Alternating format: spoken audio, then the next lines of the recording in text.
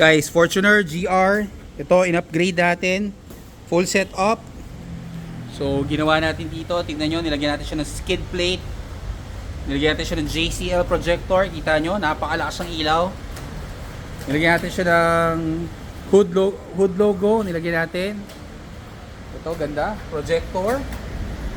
And then, nilagyan namin siya. Pasample ng busina, Tabon. Kinabitan namin siya ng bagong busina. Ito yung bagong busina namin. Super bass. Ito yung super bass na horn. Sample natin. Yan, super bass, napakalakas. Sobrang lakas yan actual. Ito yung bago natin. Bassy yung tone niya, very bassy siya. Nilagyan natin siya ng hood lining. Upgraded na. For side view, ito nilagyan natin sequential lights. Sequential lights, nilagyan natin. Auto fold, nilagyan rin natin siya. So auto fold na rin siya. Black garniset, nilagyan natin. Side view, tingnan nyo, nilagyan natin siya ng GR cladding. So protection yan. So black and white lang ginawa natin dito. So may GR cladding. Then ito yung pinakagwapo sa loob. Yan o. So ito 1 hour lang natin to ginawa. So nag-reserve si sir ng parts. Lagyan natin siya ng noise reducer. Ito noise reducer. Nilagyan na natin. Nilagyan natin siya ng door seal. Tapos yun ang gwapo. Carbon fiber steering. Yan. Poging pogi. GR carbon. Yan, original carbon fiber yan. Hindi yan yung mga sticker. Yung mga iba sticker lang. Yung iba sticker hydro printing. Yung mga ibang nakikita nyo sa iba. So this one is real carbon fiber. Change steering yan. Guwapo, di ba? So ito yon. Napakasarap hawakan. Yan oh. Perforated leather, full carbon. Poging pogi. Yan, full black liner, Thailand. Door seal, nilagyan natin si sir. Nilagyan natin ng LED lights. Yan, bagong-bago, naka-plastic pa. So, amoy plastic pa talaga. So, yan ang pinakaswerte namin. Puro brand new yung ginagawa natin dito. Yan, second row, pakita lang natin. Yan, all plastic. Brand new Fortuner GR. Full black liner matting. Ayan. Sorry, I hope you can see it. Ganda, di ba? Malinis lang, pati ilalim.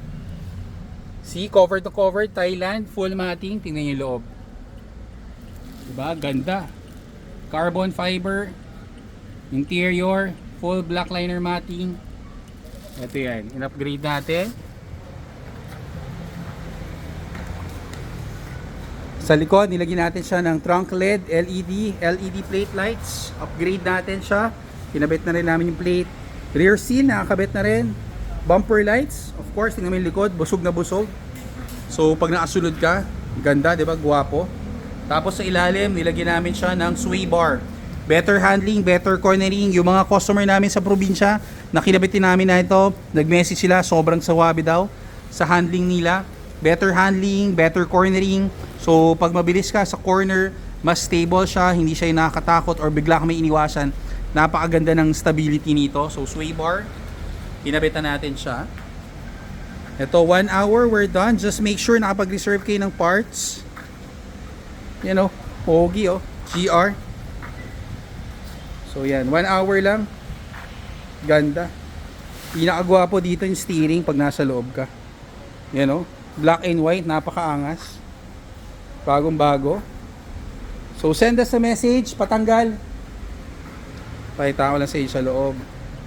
Ito, imagine nyo, ito na yung kotse nyo. Yun o.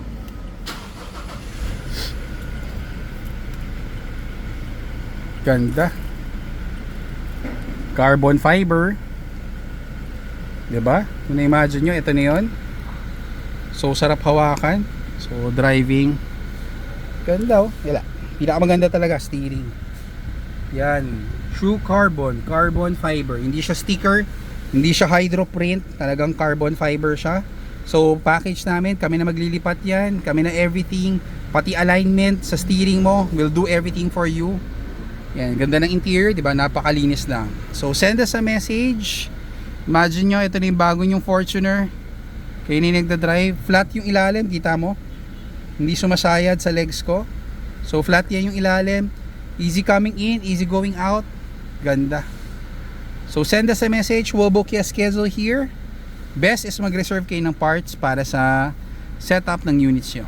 Thank you!